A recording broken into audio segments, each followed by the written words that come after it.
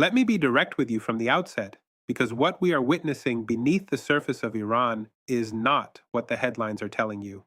It is not a handful of scattered bunkers.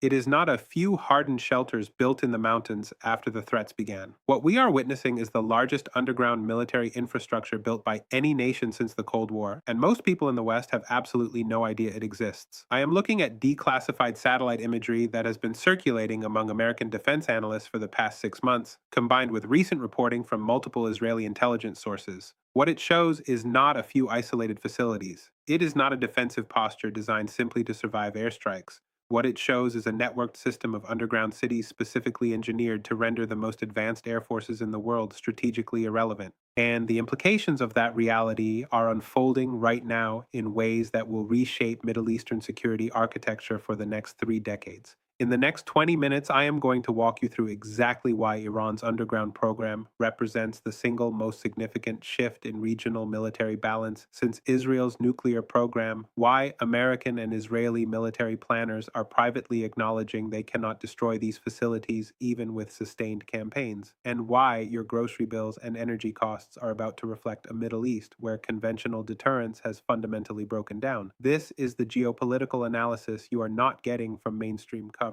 Subscribe now if you have not already, because what we are about to cover is being actively debated inside the Pentagon, the Israeli Defense Ministry, and intelligence agencies across Europe.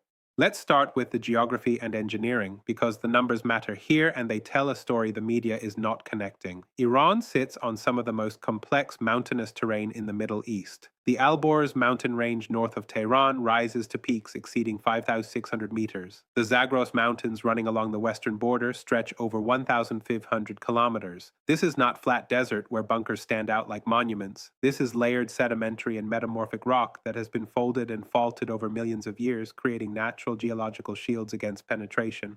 According to reporting by the Times of London and multiple regional defense publications, Iran has been constructing what Western intelligence agencies now call missile cities, fully self-contained underground facilities designed to house, maintain, launch, and reload ballistic and cruise missiles without ever surfacing. The depth of these facilities varies, but the deepest confirmed sites are estimated to be buried 500 meters beneath solid rock. To put that in perspective, the GBU-57 massive ordnance penetrator, the largest bunker buster bomb in the American arsenal, has a maximum effective penetration depth of approximately 60 meters through reinforced concrete. Against 500 meters of mountain granite, it is a surface scratch. The International Institute for Strategic Studies published an assessment in late 2025 estimating that Iran now operates at minimum 12 major underground missile bases, with potentially dozens of smaller storage and maintenance facilities networked throughout the mountain ranges. These are not bunkers in the traditional sense. According to Israeli defense analyst Uzi Rubin, former head of Israel's missile defense organization, these facilities include underground roads wide enough for mobile launchers, ventilation systems designed to disperse chemical signatures, hardened blast doors that can withstand overpressure from nearby detonations, and in some cases, underground rail systems connecting different chambers. Subscribe if you are watching this and realizing the scale of this engineering project is not something you have seen covered with this level of detail. Now let's talk about what Iran actually built and why it changes every calculation. Announcement number one, the production capacity. And this one matters more than anything else because it transforms Iran from a nation that can launch missiles into a nation that can sustain prolonged missile campaigns regardless of airstrikes. Iran's defense minister publicly acknowledged in March 2025 that Iran has the capability to produce 3,000 ballistic missiles per year. That is not a stockpile number. That is annual production. And critically, much of that production now occurs in underground facilities that are dispersed, redundant, and hardened against attack. According to the Washington Institute for Near East Policy, Iran operates at least 4 major underground missile production plants, with the primary facility located in a mountain complex near Semnan, east of Tehran. This facility, which satellite imagery suggests covers an area exceeding 10 square kilometers when accounting for all connected tunnels and chambers, reportedly houses the entire production chain from guidance system assembly to fuel mixing to final integration. The RAND Corporation published an analysis estimating that to meaningfully degrade Iran's missile production capacity, an attacking force would need to strike not 4 or 5 targets, but potentially 40 to 50 distinct locations simultaneously, many of which are buried too deep for conventional penetration. And even if that were achieved, Iran has documented its ability to disperse critical production equipment into smaller facilities within 72 hours of detecting preparation for strikes. Commander David Dolan, a former U.S. Navy analyst, described the Iranian approach in a 2024 briefing as guerrilla industrialization, a system designed to survive decapitation strikes by eliminating centralized vulnerability. Iran currently maintains an estimated stockpile of between 3,000 and 5,000 ballistic missiles of various ranges, according to U.S. Defense Intelligence Agency assessments. That number matters because it represents the ability to overwhelm any existing missile defense system through volume alone. Israel's Iron Dome, David's Sling, and Arrow systems are sophisticated and effective, but they are designed to intercept dozens of missiles, not hundreds simultaneously. And when those missiles are being launched from underground sites that can reload and fire again within hours, the mathematics of interception become impossible. Received. That is announcement number 1. Announcement number 2, the strategic depth. This is the part that Israeli military planners have confirmed in multiple closed briefings with American counterparts. Iran's underground facilities are not concentrated in one region. They are deliberately distributed across multiple geographic zones, each separated by hundreds of kilometers. According to Jane's Defense Weekly, major confirmed sites include complexes near Kermanshah in the west, Isfahan in the center, Tabriz in the northwest, Bushehr along the southern coast, and multiple facilities in the mountainous terrain northeast of Tehran. This distribution is not accidental. It is designed to ensure that no single air campaign, no matter how sustained, can simultaneously threaten all production, storage, and launch capabilities. The average distance between major underground facilities is estimated at 400 to 600 kilometers. For context, that is beyond the effective combat radius of most fighter bombers without aerial refueling, and it forces any attacking air force to divide its assets across multiple theaters simultaneously. During the limited Israeli strikes on Iranian facilities in October 2024, Western analysts noted that Israel struck surface-level targets at 3 locations but notably avoided attempting penetration strikes on known underground sites. According to Defense News reporting, Israeli planners privately acknowledged that they lack the ordnance volume to meaningfully damage facilities buried at those depths, and that attempting to do so would require aircraft exposure times over Iranian airspace that would result in unacceptable losses. Stay with me because this is where the narrative completely changes and where the implications for regional stability become impossible to ignore. Announcement number 3, and this one, almost nobody in the mainstream media is connecting correctly. These facilities are not just missile storage, they are command and control centers designed to survive decapitation strikes against Iran's civilian leadership. According to multiple reports from Iranian state media and confirmed by Western intelligence assessments, Iran has constructed what it calls resistance nodes, underground command facilities equipped with independent communication systems, food and water supplies for extended operations, and the technical infrastructure to coordinate military operations, even if surface-level government buildings in Tehran are destroyed. The logic of this becomes clear when you understand Iran's strategic doctrine. Iran does not plan to win a conventional war against the United States or Israel. Iran plans to survive the initial strike and then sustain a multi-month campaign of attrition that makes occupation or regime change politically unsustainable for democratic governments facing domestic pressure.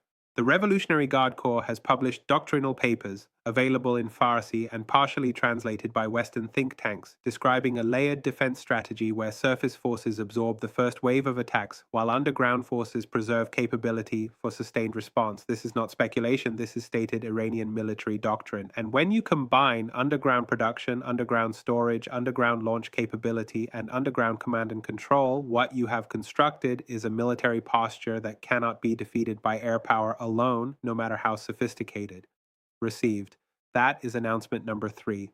Now, let's talk about what is really happening behind the headlines, because there are 2 stories playing out simultaneously, and the mainstream media is only covering one of them.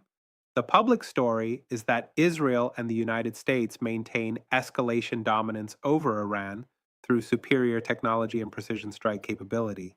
The private story, the one being discussed in classified briefings, is that conventional deterrence in the Middle East has entered a fundamentally different phase where the ability to destroy an adversary's military has been replaced by the reality that modern nation-states can harden critical capabilities beyond the reach of conventional weapons. The Pentagon requested $800 million in the 2026 defense budget specifically for research into deep earth penetration weapons. That request language is public. What it acknowledges implicitly is that current American bunker buster technology is insufficient against the depths Iran has achieved. The Air Force Research Laboratory has been testing prototypes of Earth-penetrating nuclear weapons, not because the United States plans to use them, but because conventional weapons have reached their physical limits. A bunker buried 500 meters beneath granite cannot be destroyed with conventional explosives unless you are willing to use ordnance that would cause such massive surface devastation that the political costs become prohibitive. Think carefully about what this represents. When a regional power can construct military infrastructure that the world's most advanced air forces cannot destroy without resorting to weapons they cannot politically justify using, that is not just a tactical problem. That is a strategic revolution. And it forces us to ask a different set of questions about how conflicts in this region will actually be fought going forward. Israel conducted strikes on Iranian facilities in October 2024 and April 2024. Both times, Israel struck surface-level targets, military bases, radar installations, air defense sites. Both times, Israel notably avoided striking underground missile facilities. According to multiple Israeli defense commentators, this was not mercy or restraint. This was acknowledgement of capability limits. You do not spend resources on targets you cannot meaningfully damage, especially when every sortie over Iranian airspace risks aircraft losses that Israel cannot afford. Iran responded to those strikes not by escalating to full-scale war, but by demonstrating its ability to launch coordinated missile barrages from multiple locations simultaneously. In April 2024, Iran launched over 300 projectiles at Israel in a single night, a number that overwhelmed interception systems and resulted in several successful impacts on Israeli air bases.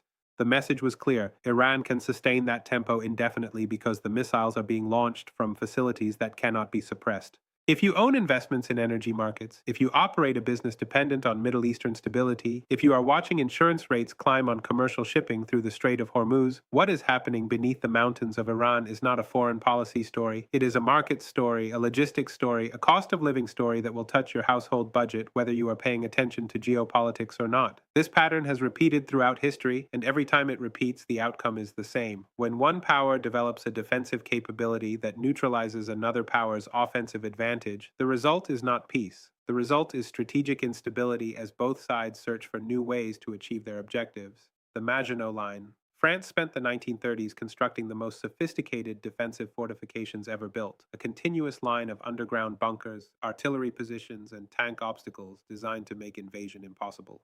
It cost billions, employed cutting-edge engineering, and was considered impregnable. Germany did not attack it. Germany went around it. The Maginot Line achieved its tactical objective of being indestructible, but it failed its strategic objective of preventing invasion because it created an incentive for Germany to find asymmetric solutions. Iran's underground cities are not the Maginot Line in the sense that they can be bypassed. Mountains do not have flanks you can drive around. But they create the same strategic problem. When you cannot destroy an adversary's capability through direct attack, you are forced into either acceptance of that capability or escalation to methods you previously considered off limits.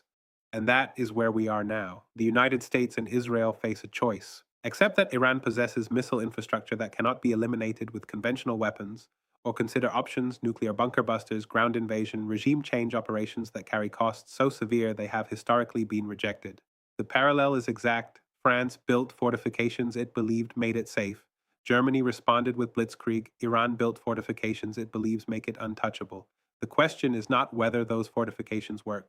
The question is what responses they provoke. So where does this leave us? Let me give you 3 clear paths, because there is no honest middle ground here. Path 1, acceptance and deterrence. The United States and Israel accept that Iran's underground capabilities cannot be eliminated and shift toward a deterrence posture based on assured retaliation rather than preventive strike capability. This would mean accepting a Middle East where Iran possesses the ability to launch sustained missile campaigns, but where the costs of doing so, regional isolation, economic collapse, potential nuclear retaliation, are so severe that Iran never uses that capability except in response to existential threats. This is essentially the Cold War model applied regionally. It requires discipline, clear red lines, and acceptance of mutual vulnerability. Likelihood? Possible if current leadership on all sides prioritizes stability over maximalist objectives. But it requires Iran to restrain proxy forces, Israel to accept limits on its freedom of action, and the United States to commit to long term presence without escalation. That is a narrow path. Path 2, technological escalation. The United States accelerates development of deep earth penetration weapons, potentially including low yield nuclear bunker busters, and uses the threat of their deployment to force Iranian concessions. This path assumes that Iran's underground advantage is temporary, that American engineering can solve the penetration problem, and that the threat of new weapons can restore deterrence. The risk here is timing. If the United States develops and deploys such weapons, Iran's incentive is to use its current capabilities before they become obsolete. This creates a use it or lose it dynamic that historically produces the wars it is meant to prevent. Likelihood, technologically possible, politically difficult. American deployment of nuclear bunker busters, even low yield, would face massive domestic and international opposition. Path 3, regional war as a forcing mechanism. A major conflict erupts, either through miscalculation or deliberate provocation, in which Iran uses its underground launched missiles in volume, and the United States and Israel respond with sustained campaigns targeting not just military sites, but economic infrastructure, energy facilities, ports, refineries, to create such severe costs that Iran's government collapses or sues for peace. This is the path where the underground facilities are tested under real conditions, and where we discover whether Iran's distributed, hardened posture can actually sustain a multi-month conflict. The humanitarian costs of this path are catastrophic. The economic costs ripple globally, and the outcome is genuinely uncertain because modern wars between near-peer powers do not produce clean victories. I think we are closer to path 3 than the headlines suggest, not because anyone wants it, but because the strategic logic is pushing all parties toward testing assumptions under fire. Iran believes its underground infrastructure makes it immune to decapitation. Israel and the United States believe sustained campaigns can still achieve strategic objectives. One of those beliefs is wrong, and the only way to discover which one is through conflict. That is not a prediction I want to make, but it is the honest assessment of where current trajectories lead. Here are the questions I want you to take away. First, can deterrence hold when both sides possess the ability to hurt each other but neither possesses the ability to disarm the other? Second, what happens to regional stability when conventional air power, the dominant military tool of the last 30 years, loses its ability to achieve decisive outcomes? And third, are we entering an era where nations invest in survivability rather than superiority? And if so, what does that mean for how wars are fought? Tell me in the comments what you think happens next. Tell me if you believe Path 1, acceptance and deterrence, is realistic given current leadership. Tell me if you think American technology can solve the deep penetration problem before Iran uses its window of advantage. We will keep tracking every development in Iranian military infrastructure, Israeli defense posture, and American strategic planning. That is what this channel does every single day. Subscribe now. Share this analysis with everyone in your network who is trying to understand why Middle Eastern stability feels more fragile despite decades of American military presence. Turn on notifications so you do not miss the next update as this situation develops. The mountains beneath Iran are not going anywhere, the missiles inside them are not going anywhere, and the decisions being made in Tel Aviv, Washington, and Tehran right now will determine whether those capabilities remain an unused deterrent or become the opening salvos of the widest regional war the Middle East has seen in 50 years. We will see you in the next analysis.